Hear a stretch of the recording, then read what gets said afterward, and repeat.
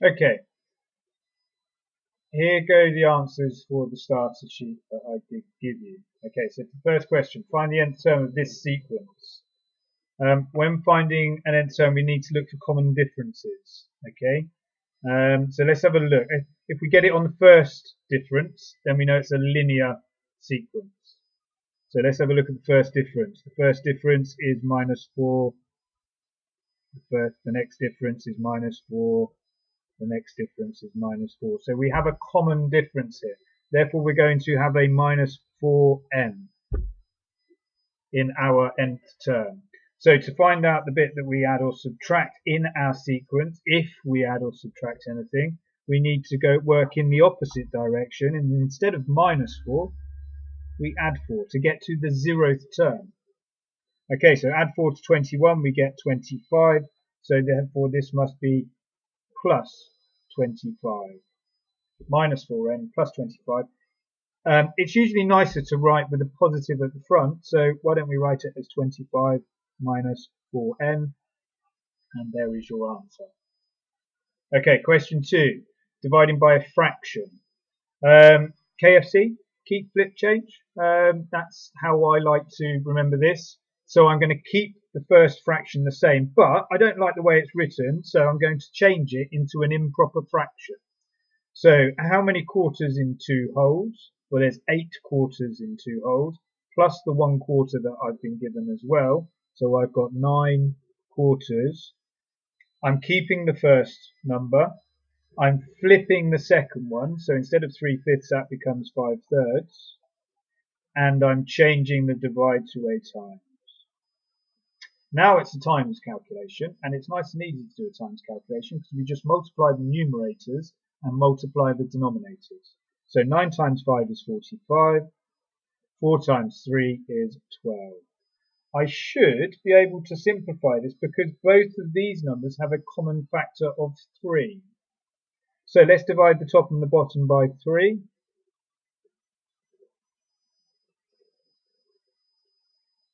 I get 15 over 4, and I can rewrite it like in the question where I had a mixed number. So how many 4s go into 15? Well, that will be 3, and I will have a remainder of 3, so that's 3 3/4. Either of these answers are okay, but I would like to see it simplified at least. Okay, working out the lowest common multiple of 60 and 96. Okay, so to do this, let's do product of primes first. It's good practice. We don't need to necessarily, but it is really good practice. So we're going to do product of primes from 60. So I can make 60 by doing 10 times 6. Are they prime numbers? No, they're not. So I'm going to do it again. 10 can be made from 2 times 5. Are they prime numbers? Yes, they are both prime numbers, so I will circle them. 6 is not, so I need to work out 2 numbers that multiply to make 6. That would be 2 and 3. Are they prime? Yes, they are. So my product of primes for 60 would be 2 times 5 times 2 times 3. 96. Let's have a look. What could go into 96? I think 3 could. So let's do 3 times 32. 3 times 30 is 90, 3 times 2 is 6, so we would get 96. 32, let's have a look. 4 times 8. 4 eighths of 32. 4 is not prime, so it's 2 times 2. And 8 can be made by 4 times 2. 2 is prime, and then 2 times 2. You may, in the future, start to recognize that actually 32 is a multiple of, is a power of 2. It's 2 to the power of 5. Okay, 8 is 2 to the power of 3, and 4 is 2 to the power of 2. So at some stage, you may start to recognize these and actually know that 32 is 2 to the power of 5. Okay, so let's draw our Venn diagram. I'm going to have 60 and 96. Okay, so which numbers are shared in my product of primes? I think there's a 3 in both lists, so we can put a 3 in the centre and cross a 3 out from both product of primes. There is a 2 in both product of primes, so there we go, cross 1 out of both and put a 2 in the centre, the shared bit, and there is another 2.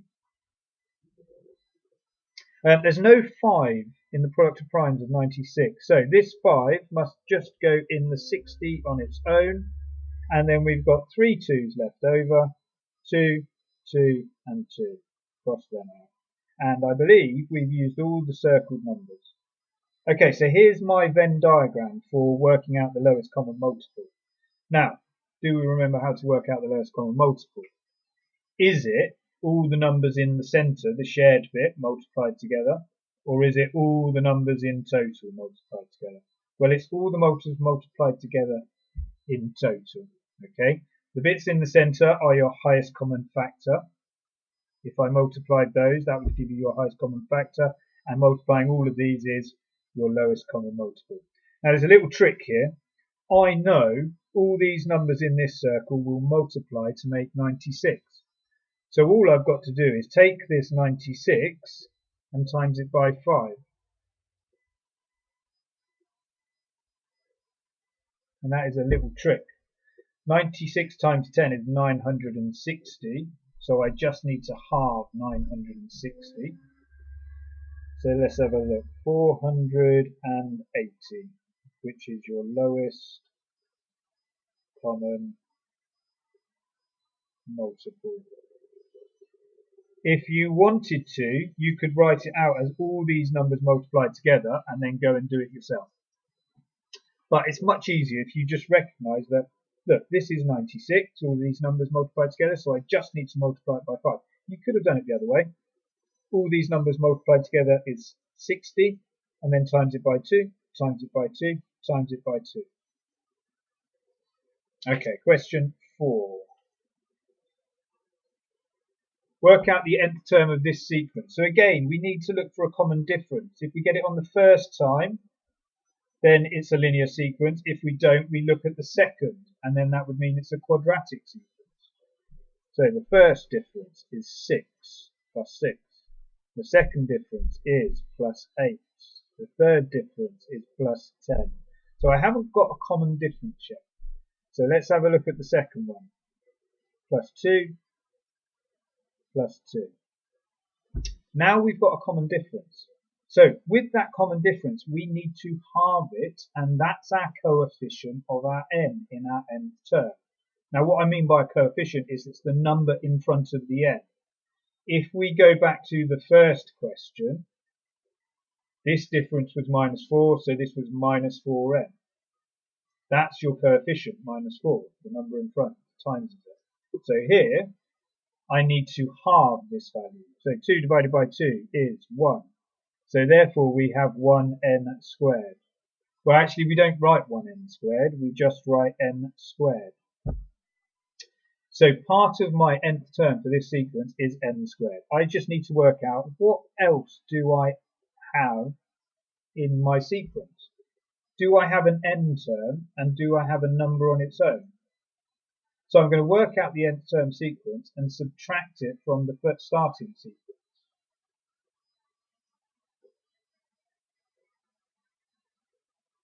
So my n value and then my n squared. Right. 1, 2, 3, 4. So let's work out the n squared sequence. 1, 4, 9, 16. I need to subtract this 1, 4, 9, 16 away from this sequence and see what I get left with. So we've got 5, 11, 19, 29. And I'm going to subtract away 1, 4, 9 and 16. 5 take away 1 is 4. 11 take away 4 is 7. 19 take away 9 is 10. 29 take away 16 is 13. So I need to work out this sequence now.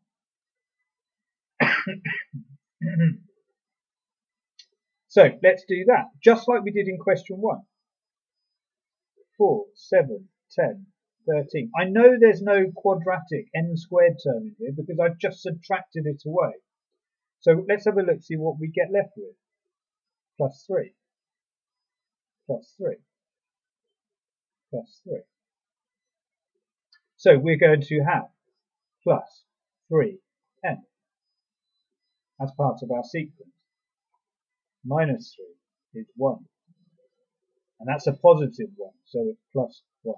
So my nth term rule for this sequence is n squared plus 3n plus 1.